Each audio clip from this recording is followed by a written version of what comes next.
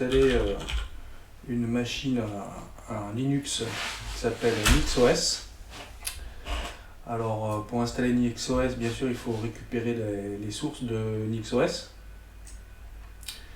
le mettre sur un CD-ROM ou sur une clé, et après booter sur la clé.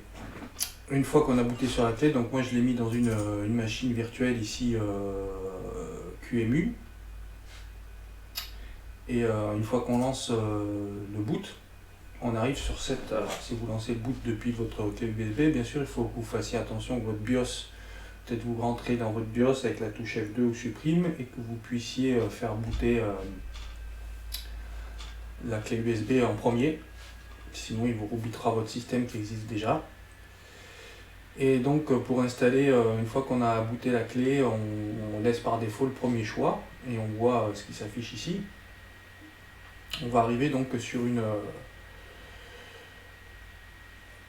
fenêtre de console. Alors là, c'est simple, il suffit juste de suivre ce qu'il y a de marqué. Donc il vous dit qu'il y a 2 utilisateurs par défaut, c'est NixOS sur lequel vous êtes logué, comme vous pouvez le voir ici. NixOS, @NixOS, et sinon il y a l'utilisateur root. Alors ce qu'ils vous disent de faire, c'est qu'il faut déjà commencer par démarrer le système SSH. Alors comme on est français aussi, ce qu'il faut faire, ce qu'ils ne disent pas, c'est qu'il faut changer les configurations du clavier, parce que sinon à la place du A j'ai un Q, et à la place du M j'ai un point virgule par exemple, à la place du Q j'ai un A. Donc c'est un clavier QWERTY, moi j'ai un clavier AZERTY, je pense comme la plupart des Français. Donc ce qu'on va faire, c'est qu'on va mettre lowercase. Alors si je tape sur la touche A, c'est un Q, donc il faut que je tape sur la touche Q pour avoir un A, lowercase FR. Ok, là maintenant on est bien en AZERTY. Alors ça fonctionne pas parce qu'il faut que je fasse un sudo devant, c'est-à-dire je prends j'exécute la commande comme si j'étais root. Et là maintenant on a bien un AZERTY. AZERTY. Ok. Voilà. Donc déjà on a le bon mapping du clavier. Ensuite donc ce qu'on va faire, c'est qu'on va suivre les recommandations. On va faire sudo system ctl start sshd. Donc le démon qui va permettre de pouvoir se connecter à distance via une console, via SSH. Et après il dit bon, il faut reconfigurer il n'y a pas de mot de passe par défaut, donc il faut donner un mot de passe. Donc ce que vous pouvez faire, c'est déjà dans l'utilisateur NixOS, vous pouvez lui donner un password. Donc pour ça vous tapez pass avec 2 S WD et vous demandez un mot de passe. Alors vous mettez le mot de passe que vous voulez et vous le retapez une deuxième fois pour confirmer que vous n'avez pas fait d'erreur de mot de passe. Voilà, ça c'est fait. Et après, pareil pour l'utilisateur root, donc sudo, parce que là du coup il va falloir que vous utilisez cette commande comme si vous étiez root, et passe wd avec 2 S et puis l'utilisateur duquel vous voulez changer le mot de passe. Donc root en l'occurrence. Et là vous mettez le mot de passe root et vous confirmez. Ok, ça c'est fait. Donc maintenant si je me log sur root avec mon mot de passe root, ça fonctionne. Ok, et je ressors. Okay. Donc là maintenant, à partir de ce moment là, vous avez plusieurs façons de faire. Il y a une façon si vous suivez ce qu'il vous dit, il vous dit type sudo systemctl start display manager to start the graphical user interface. Donc ça veut dire en français que pour démarrer l'interface graphique de NixOS Live sur lequel vous êtes booté en ce moment, donc sur votre clé USB normalement, moi c'est sur ma machine virtuelle, vous pouvez, il a un display manager qui permet d'envoyer un bureau desktop qui est d'origine, il me semble, KDE simplifié. Donc, je vais vous montrer, moi je suis sur la version NixOS, la dernière c'est la 19.09 qui s'appelle Loris, d'accord. Donc vous pouvez démarrer le display manager si vous voulez, vous pouvez faire ça. Moi, je le fais pour vous montrer comment ça se fait. Alors, ça va prendre un peu de temps pour démarrer, évidemment. Vous pouvez aussi, la deuxième méthode que moi je vais faire après, c'est me connecter en SSH, comme ça je vous montre aussi comment c'est. Là en l'occurrence, vous connecter en SSH, ça vous permettrait, si vous avez un autre ordinateur sur le réseau, de vous connecter via cet ordinateur dans lequel il y a déjà un système pour pouvoir le configurer à distance. Si vous êtes sur le même réseau local Area Network LAN, par exemple via un Wi-Fi ou via un câble Ethernet, eh bien, vous pourriez vous connecter avec une console. Moi, c'est ce que je vais faire hein, parce que pour améliorer le graphisme et la lisibilité de l'ensemble. Alors, pour ce faire, moi, je démarre une console.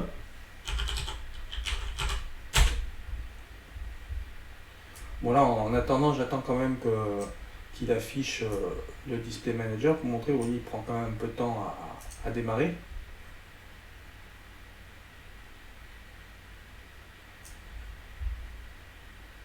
Voilà, il démarre. Ok, donc là, il vous dit sur ma machine virtuelle, j'ai bien configuré la connexion du réseau. Là, en l'occurrence, depuis mon ordinateur sur lequel j'envoie la machine virtuelle, je peux vous montrer que je suis connecté via cette interface ici, Virtual BR0, VirBR0. C'est l'interface NAT en fait qui va me connecter mon réseau local sur cette adresse en main, en principal. Et derrière, j'aurai l'adresse donc de la machine virtuelle connectée. Donc ici, je rentre dans ma machine virtuelle. Si j'ouvre une console, si je fais un ifconfig et pour regarder sur quel réseau local je suis, on voit que ENS3, c'est l'interface, est connecté donc sur le 192.168.122. On est bien d'accord, 122. Donc je suis bien sur cette partie du réseau. À la branche, sur l'adresse 241. Voilà. Donc c'est sur cette adresse qu'il va falloir que je connecte ma connexion SSH, puisque ma connexion SSH est ouverte. Alors là, par exemple ici, quand on arrive dans la machine virtuelle, on voit dans le bureau, on voit que j'ai plus le clavier AZERTY. Donc je vais vous montrer quand même, puisque si vous installez vraiment depuis une clé USB, vous n'avez pas fait un test sur une machine virtuelle, il va falloir que vous reparamétriez votre clavier. Donc dans les systèmes settings ici de KDE, du bureau KDE, vous pourrez configurer votre clavier. Donc là, le temps que ça s'ouvre, c'est un petit peu lent. Voilà, et donc les claviers, c'est normalement dans les devices, network hardware, voilà, input device, ça doit être là. Ok, bon. Donc là, vous avez bien un clavier générique classique, et dans les layouts, il va falloir que vous ajoutiez un autre layout qui soit français. Donc, FRA et French, et la variable AZERTY par défaut. Voilà. Ok, donc ensuite celle-ci, on n'en a plus besoin. Et on va donc être par défaut sur la seule celle qu'on a rajoutée, on a enlevé l'autre. Apply. Et là, normalement, on est en clavier AZERTY. Donc là, j'essaye AZERTY. Ok, ça marche. Donc vous pourriez faire, vous alliez continuer ici, par exemple, depuis l'interface graphique de votre image de boot. Vous pourriez aussi très bien le faire depuis la console, directement. Parce que là, pour l'instant, rien n'est installé. Mais je vous rappelle que là, pour l'instant, c'est qu'une image de NixOS en live qui est démarrée depuis votre clé de boot. Ok ? Donc maintenant, il va falloir tout faire pour pouvoir installer le reste, d'accord ? Donc je garde ma machine allumée, je mets juste en bas on voit qu'ici ma machine est toujours en train de fonctionner, et je vais ouvrir un petit navigateur, Qt Browser,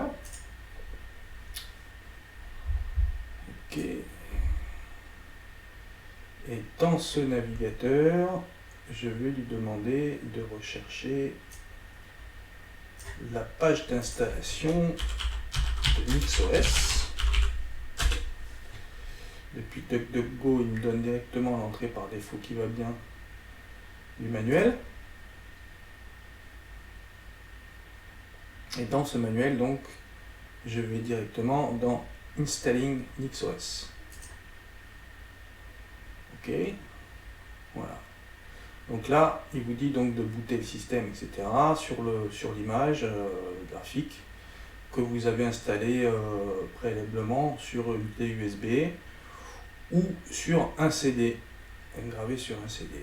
Vous pourrez aussi démarrer depuis Internet. Il faut configurer votre interface pour ça au niveau du BIOS, donc faudrait que vous rentriez dans le BIOS pour ça. Donc ça, je vous laisse regarder pour la partie boot comment vous pouvez faire sur votre machine. On ne peut pas faire un tuto général qui marche pour toutes les machines, mais le principe reste le même pour toutes les machines. Après, il y a du dual boot, vous pouvez avoir un boot gardé à Windows, etc. Vous pouvez faire aussi l'installer comme moi sur une machine virtuelle. Si vous voulez d'abord essayer ce que je vous conseille de faire d'ailleurs, si vous voulez essayer le NixOS, la distribution Linux NixOS. Donc, ensuite, une fois que vous allez installer, une fois que vous avez booté le démarrage, etc., vous allez installer. Ici, moi, je vais me connecter avec SSH sur l'utilisateur root de la machine virtuelle de NixOS qui est démarrée. Donc, NixOS qui est démarré, donc l'image live. Donc là, ce qu'il me dit, c'est que j'avais déjà fait une connexion sur la console. Et donc il me dit ça ne correspond plus à la clé de hachage au SHA 256 qui est dans le fichier Gnome Host. Donc ce fichier, je vais l'ouvrir. Concernant l'adresse qui m'intéresse, en l'occurrence la dernière ligne, je vais la supprimer. Ok. Et je retente une connexion et là bien sûr il me demande si je reconnais l'empreinte, je mets yes et il me demande le mot de passe de route, donc et là ça fonctionne. Donc il m'a recréé une nouvelle ligne avec une nouvelle empreinte pour que je puisse me connecter correctement. Voilà, donc là je suis connecté via ma console. Alors ça peut être à distance depuis un autre ordinateur, là c'est depuis cet ordinateur sur ma machine virtuelle, mais vous pourrez très bien continuer à faire cette installation, soit depuis la console du boot de NixOS, soit depuis le display manager, enfin l'environnement graphique démarré de NixOS, comme je vous ai montré tout à l'heure. Donc là on en revient au même point. Je vous conseille d'avoir cette page d'ouvrir avec le navigateur, il y a un lien sur le graphisme, sur l'environnement graphique de NixOS du live, qui vous envoie sur cette page directement. Donc je vous conseille d'aller là. Alors là, il y a deux possibilités. Vous pouvez très bien booter sur un système UEFI, qui est la plupart des systèmes de boot modernes, avec une partition GPT, ou vous pouvez directement, moi je suis sur un boot legacy MBR. Le boot legacy sur la plupart des ordinateurs fonctionne encore, et c'est ce qui est le plus facile à faire. Mais sinon, si vous êtes sur un EFI, vous faites une installation EFI, je vous conseille de suivre ça. Sinon, il faut suivre ça. Donc, je vais suivre ça. Donc là, qu'est-ce qu'il nous dit? Il nous dit, c'est simple, il faut partitionner le disque. Donc, je vais vérifier dans mon dev quel est le nom de mon disque. Le nom de mon disque, c'est dev SDA. Donc, il va falloir que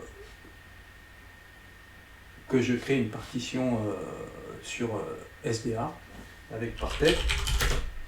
Donc je suis tout simplement le protocole SDA MK label MS-DOS. Ok, donc je crée une partition sur SDA qui a un label MS-DOS tout simplement. Donc il me dit ok, c'est fait, j'aurai normalement à updater le FSTab. Ensuite, il me dit d'ajouter une partition route. Toujours sur SDA.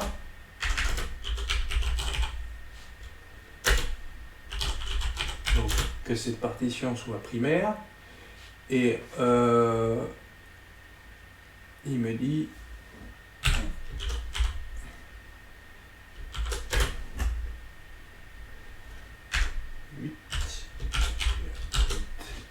alors moi, bon, j'ai pas envie de faire seulement du 8 gigabits, j'ai envie de mettre un peu plus sur ma partition, j'ai un peu plus que ça. Donc là, vous mettez en fait un petit peu. Donc là, il vous dit depuis 1 méga jusqu'à 8 gigabits, ça va être cette partition, puisque la première partie va être pour l'image de boot de MS-DOS. Et donc là, bah, pour la partition route, moi je vais mettre 20 gigas. Ok.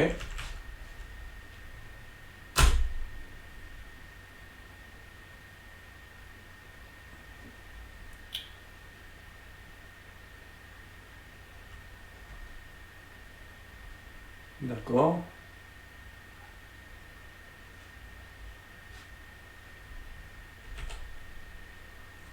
Méga.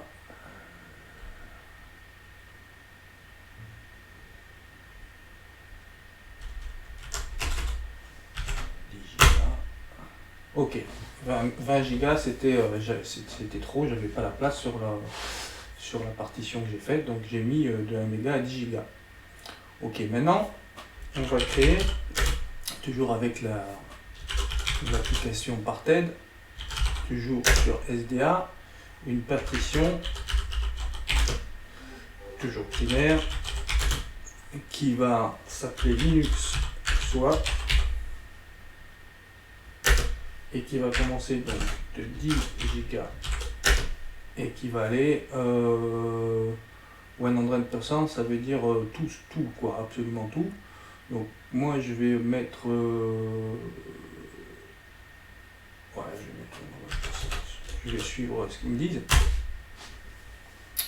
Voilà, donc ça c'était pour tout ce c'est pour la partition du disque.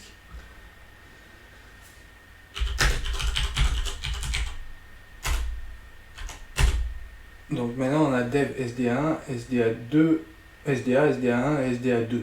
D'accord? Donc sur le SDA on a créé un ensemble, on a créé comment on appelle ça? Un système de partition MBR, ok, avec la première ligne Parted, et sur ce système de partition MBR on a créé donc une partition SDA, enfin deux partitions, SDA1 et SDA2, une qui est le root et le restant qui sera utilisé pour le swap. Ok.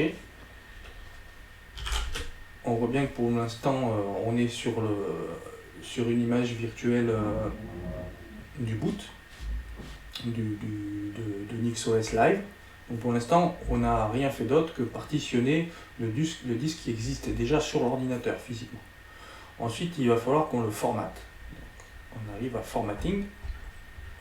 Donc il y a plusieurs façons de faire, mais utiliser, alors pour partitionner, vous auriez pu utiliser Gparted par exemple, ok, comme depuis une distribution live, et partitionner votre disque et après passer à l'installation. Si votre disque est déjà installé quand vous voulez installer cette nouvelle image, eh bien vous n'avez plus besoin de la partitionner. Dans ce cas-là, après vous passez directement au formatage. Vous pouvez avec Gparted aussi les formater. Si vous avez déjà tout formaté, vous passez à installing, à installer au 2.3, etc. Donc là, on fait tout depuis 0. Donc MKFS, on va partitionner, on va formater une partition en ext4, format système de fichiers ext4, NixOS sur dev SDA1. Donc dev SDA1, c'était bien la partition qu'on avait réservée pour le root system, pour le démarrage du système de fichiers principal. Voilà, c'est fait. Ensuite, il nous dit on va créer une swap, mkswap, avec un label swap sur dev SDA2 donc. Ok. Voilà. voilà, il nous a créé cette partition. Pour les systèmes UEFI, donc il faut effectivement, sur la partition désignée pour le boot, la formater en format FAT32, mkfs.fatf32. Moi je suis sur une partition, sur une machine virtuelle qui va démarrer en BIOS, donc de fait j'ai pas besoin de le faire. Mais si vous démarrez, vous voulez booter sur un ordinateur assez récent en UEFI, ce qui est une très bonne idée, eh bien il va falloir que vous désigniez donc une partition pour le boot, de laquelle je vous suggère de garder au moins 128 mégas, voire 256 mégas d'espace quand vous allez la partitionner. Pour les volumes LVM, c'est autre chose. Si vous voulez faire du LVM, c'est que vous savez déjà ce que vous faites. Ou pour du RAID system, pareil. Donc maintenant, c'est formaté. On va passer au vif du sujet de l'installation proprement dite. C'est-à-dire qu'on va monter une des partitions qu'on a créées et dans laquelle on a donné le label MixOS sur la partition virtuelle MNT. D'accord? Donc, mount, dev, disque. Alors, on va chercher dans les disques, repérer par label. Alors, si je regarde, oui, par label, par ID, par patch, par UID. Là, c'est par label, ok? Et on voit bien qu'on a NixOS ou Swap. NixOS ISO, c'est notre image virtuelle. C'est le live qu'on est en train de... sur lequel on est en train de travailler. Et là, on lui dit de monter donc cette partition de disque qu'on a formaté et dont le label s'appelle NixOS sur MNT, sur la racine existante, MNT, qui est la racine existante de l'image du système, c'est-à-dire ce qu'on a démarré, ce qu'on a booté de notre clé USB ou de notre lecteur CD. On va la monter sur cette partition du live. Ok, voilà. Donc ça c'est fait. Ensuite, pour les systèmes UEFI, il va falloir effectivement créer une partition dans le MNT qu'on va appeler boot et monter l'image qui correspond du disque sur MNT boot. Donc nous c'est pas le cas, enfin moi c'est pas le cas ici. Par contre, je vais mettre la swap on, c'est-à-dire je vais alors swap c'est ce qui relaie la mémoire vive, c'est-à-dire quand votre mémoire vive est à saturation ou presque, le système va utiliser une partie de votre disque dur pour pouvoir manager la mémoire vive, mettre en attente ce qui est en sommeil. SDA2. SDA2, alors là vous pourriez mettre SDA2, vous pourriez mettre aussi dev, disque, by label, swap. Je peux faire aussi comme ça, disque, by label, et choisir swap. De la même manière, ça marche. Okay. Ensuite, maintenant on a besoin de créer un fichier configuration.nix, un fichier de configuration qui va préciser la configuration du système installé. Alors NixOS, c'est un petit peu un Linux un peu particulier, ça fait pas très longtemps que ça existe, peut-être je pense 5 ans, quelque chose comme ça, peut-être un peu plus. Le concept est un peu différent dans la mesure où on va déclarer des choses de manière un peu programmation fonctionnelle, et ces choses-là vont tout le temps être appliquées comme ça. Donc c'est un fichier de configuration un peu particulier, et au fur et à mesure que les paquets vont évoluer, quand vous lui demandez de faire un update, il va se fier à ce fichier de configuration. Donc ce qui est intéressant, c'est qu'on puisse l'éditer. Donc là, bien sûr, on va l'éditer dans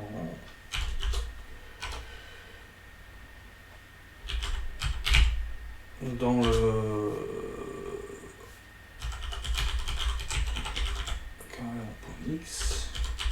dans la partition qu'on a sur le disque qu'on a monté. Donc on a créé des partitions, les a formatées, on a monté à un emplacement précis sur notre boot live et on va aller dans cette partie du disque, donc sur le boot live. Donc, maintenant qu'elle est montée, on va aller vraiment dans le disque et on va créer ce fichier configuration .nix dans etc NixOS.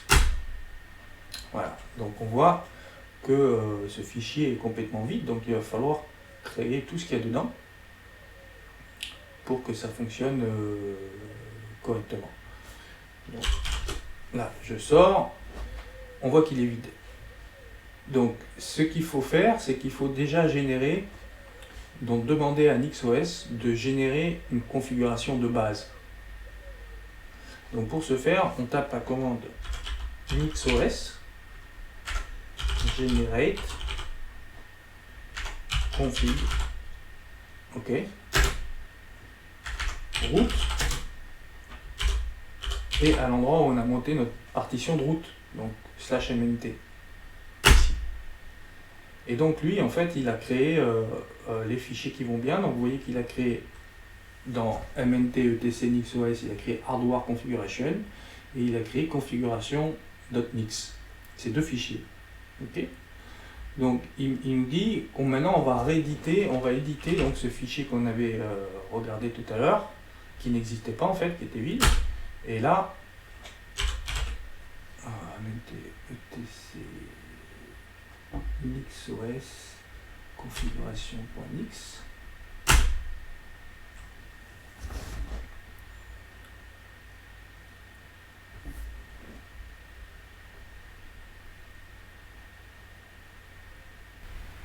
Donc on va éditer ce fichier configuration.nix qu'il a généré et qui donc n'est plus vide à présent. Ok. Donc on a tout un tas de choses. Il y a des commentaires dedans, c'est pas mal de les lire. Il nous dit éditer ce fichier de configuration pour définir ce qui devrait être installé sur le système.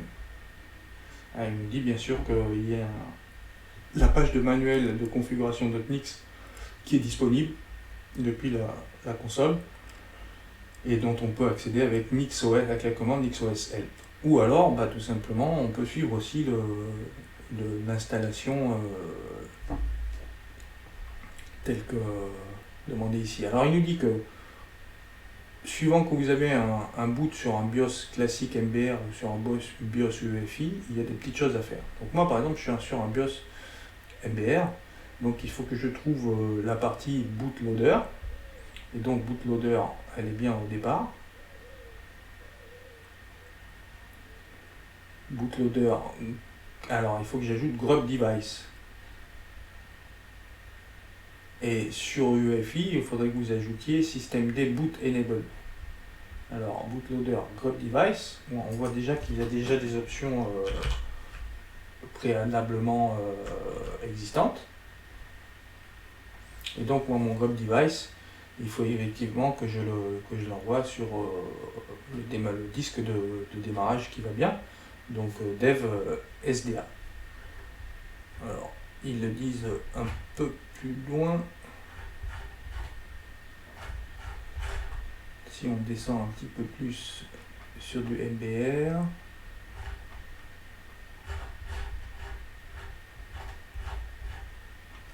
et en bas il y a un petit peu en fonction des types d'installation, des spécificités. Donc là il n'y a rien de plus, il suffit de suivre ce qu'ils disent.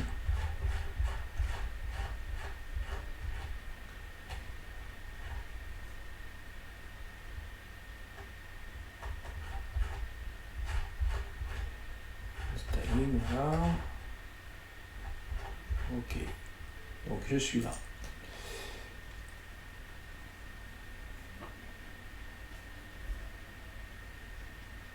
Alors, si vous avez d'autres installations NixOS qui sont sur la machine, il vous dit aussi les options. Il y a une option grub use OS prober qui est à mettre sur vrai, sur true, dans le menu.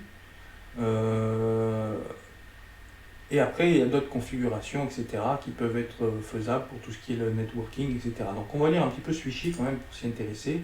On voit qu'il y a plusieurs options qui existent déjà et qui sont commentées. Il suffit de les commenter. On vous dit qu'il va user grub la version 2, donc c'est bien. Ensuite, pour le networking, on va utiliser le DHCP. Il ne va pas utiliser le DHCP par défaut.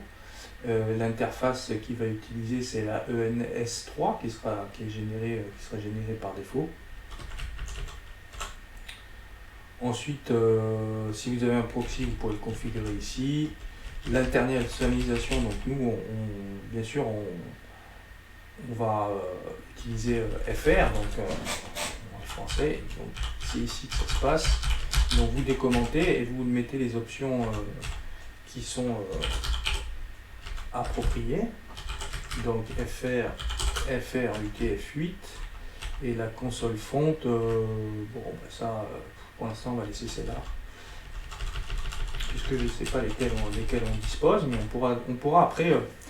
Ça sera pour une première installation. On pourra après toujours rectifier ce fichier en fonction et mettre à jour les données qui nous correspondent le mieux.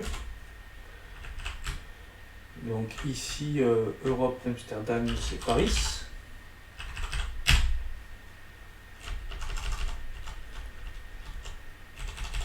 Alors là, il vous dit qu'est-ce que vous voulez installer comme paquet dès le démarrage. Alors wget, oui, Vim aussi, oui, pourquoi pas. Et là, vous pouvez mettre la liste des paquets qu'il reconnaît. Donc ça, on pourra l'ajouter après par la suite. Donc vraiment, wget et Vim, c'est les principales. Moi, par la suite, j'ajouterai certainement ZSH, etc. Mais ça, vous ferez comme vous voudrez. Ensuite, le démon OpenSSH, on va s'en servir aussi. Alors l'agent GNU-PG avec le support SSH, on va aussi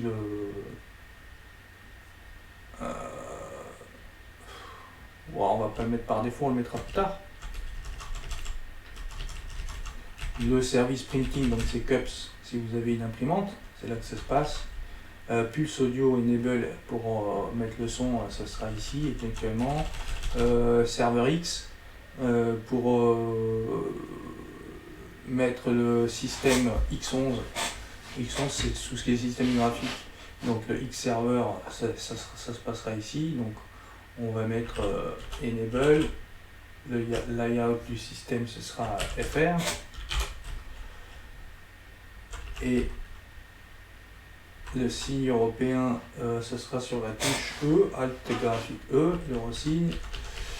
Touchpad, si vous avez un touchpad, donc un laptop, donc ce sera ici. Si vous avez un laptop que vous utilisez LibInput, les labels, c'est ici, donc pour les laptops. KDE Desktop, alors là, ça c'est pour avoir par défaut comme système KDE. Donc en fait, il y a le Display Manager, ça sera SDDM, Enable. Donc ok, on va mettre un Display Manager SDDM, et puis vous aurez un service aussi, un Desktop Manager Plasma 5. Donc Plasma 5 c'est KDE. Si vous voulez mettre XFCE, il va falloir mettre le service de XFCE. Donc il faut trouver la liste de tous ces services aussi pour pouvoir les ajouter au fur et à mesure. Donc ça va vous demander un peu de temps aussi à trouver tous les services qu'il va falloir mettre dans ce fichier de configuration pour qu'il vous les installe. Ensuite, vous pouvez définir un utilisateur.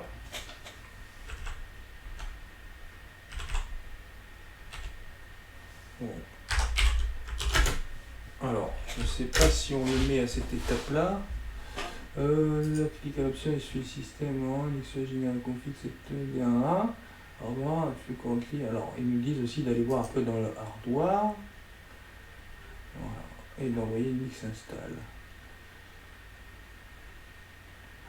Le système basse configuration, setting, etc., etc. Donc pour l'instant, si vous voulez créer un utilisateur, ça se passe ici. Oui, enable sudo for user. Après, il va falloir effectivement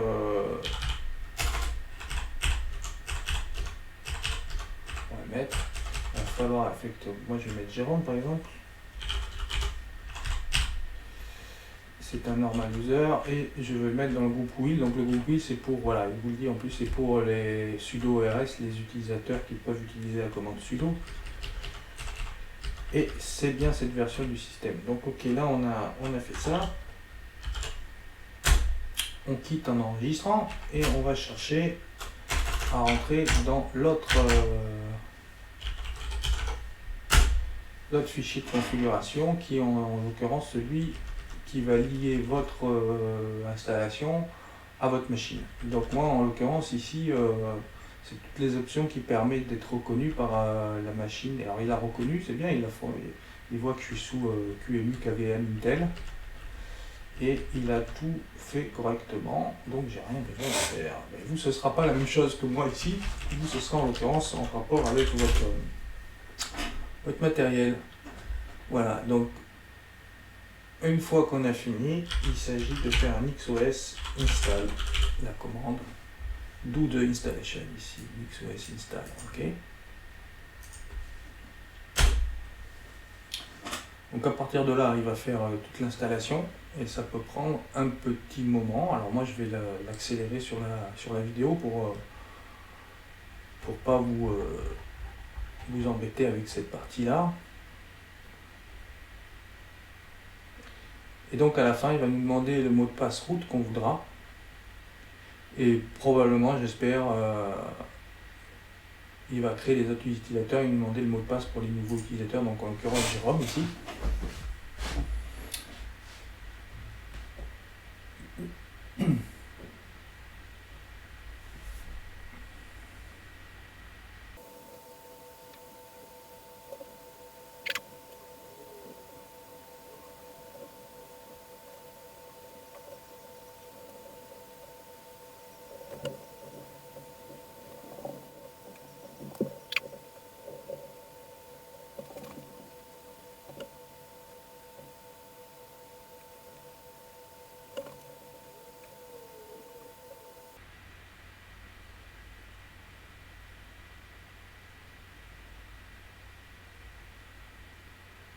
Donc là, il arrive à la fin, il a installé aussi la partition sur la partition de boot, sur sa partition de boot. Enfin, nous, c'est pas la partition de boot puisque c'est la même que la racine. Il a installé le bootloader et il nous demande donc un mot de passe pour root. Donc ça, c'est votre nouveau mot de passe pour votre route de ce qui va être réellement installé. Voilà, là c'est bon. Donc maintenant il faut rebooter. Donc bien sûr je perds ma connexion ici, ce qui est tout à fait normal. Et je vais retrouver donc dans mon Virtual Manager. Et donc là je vais démarrer sur la bonne image. Donc voilà, donc il a installé ici le bootloader, Grub version 2.02. Et la All Configuration, c'est quand je fais un upgrade. Quand il fait un upgrade, il garde l'ancienne version qui permettrait de récupérer l'ancienne version de NixOS si on fait des upgrades ou des choses comme ça. Donc là, je suis en train de booter véritablement, bon, toujours sur la machine virtuelle, mais plus sur l'image live, mais sur l'image véritablement qu'on a installée. Donc là, c'est SDDM, donc le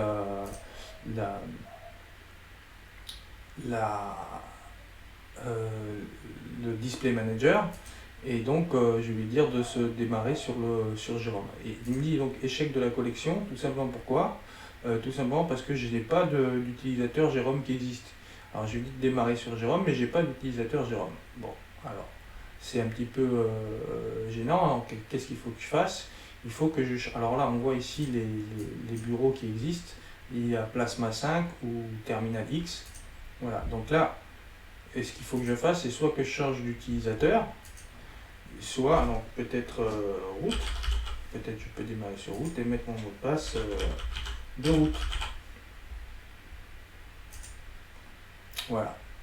Donc là je démarre sur route parce que j'ai pas d'utilisateur Jérôme. Donc il faut que je crée un utilisateur Jérôme. Donc user add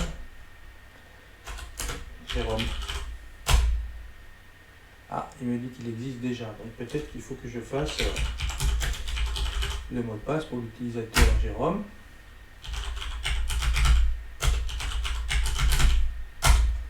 Voilà. Et que je sorte et que je revienne ici. Donc maintenant, je me log ici. Donc on voit que c'est vraiment minimaliste. Dans la version Plasma, j'ai pas de bureau, j'ai rien. Donc à partir de ce moment-là, on a installé l'XOS, mais on n'a quasiment aucun logiciel dessus. On voit juste qu'on a le root qui est installé sur la racine qui est installée sur dev SDA1 et c'est tout ce qu'on a. Ok.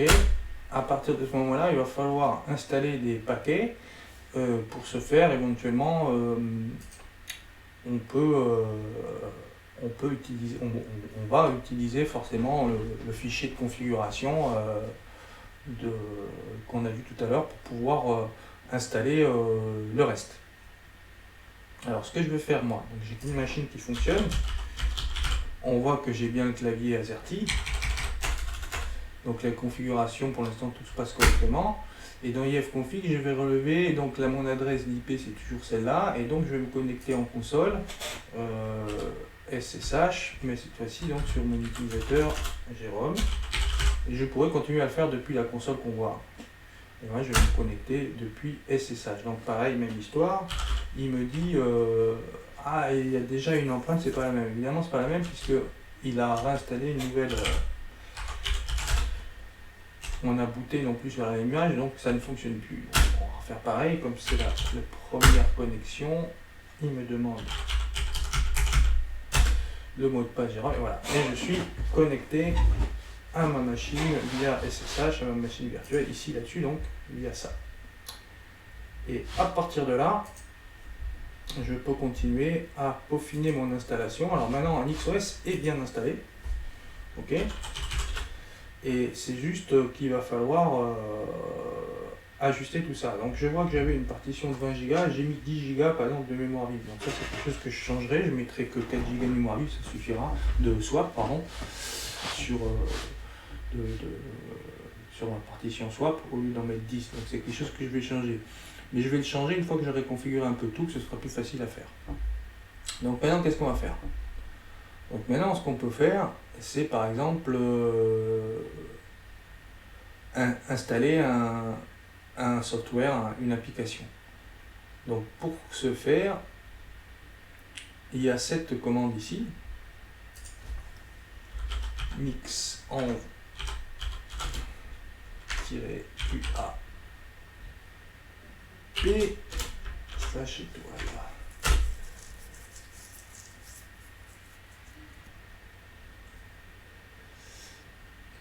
Donc xfce4.14.xfce, voilà. Donc là on voit qu'il y a quand même une hiérarchie, derrière chaque point il y a des sous-ensembles. Donc je pourrais faire .xos.xfce4 par exemple, -14.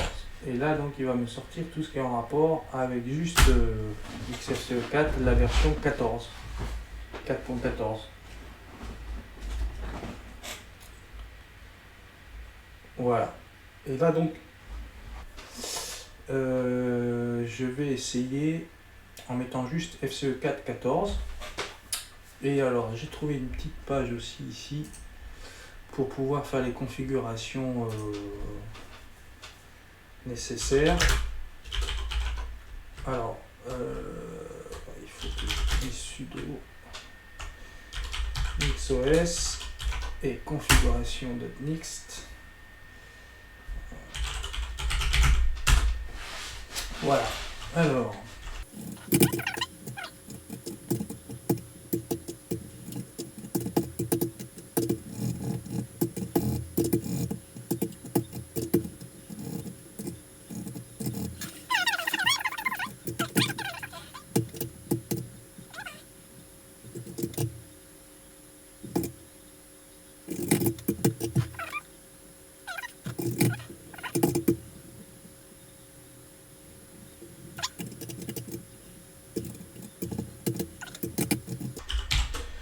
Donc ça devrait fonctionner comme ça. XOL build switch. Donc je quitte sudo xos rebuild switch. On va voir ce que ça me donne.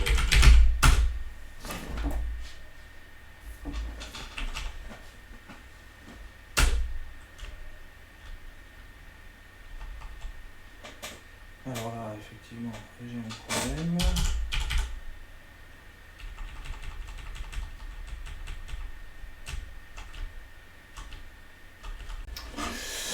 Alors, je pense en fait qu'il faut que je supprime ça. Tout simplement pourquoi? Parce que quand je lui dis que le Desktop Manager, je veux enable XFCE, et bien tout simplement, il m'installe toutes les dépendances.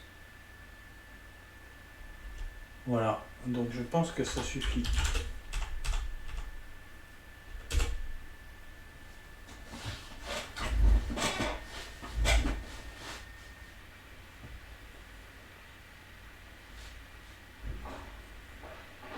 Ça a l'air de suffire.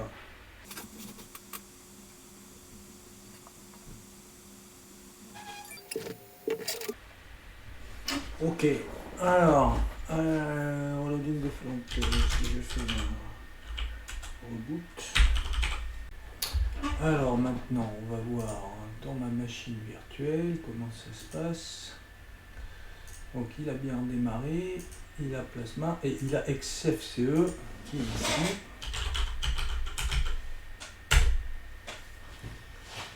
Et il démarre bien XFCE, c'est magnifique. Bon ben ça fonctionne. Donc maintenant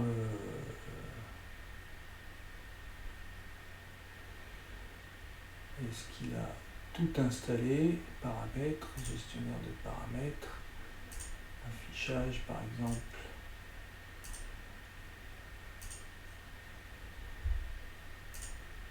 Ah, ça a l'air de fonctionner. Ok, bon ben voilà. Donc ça conclut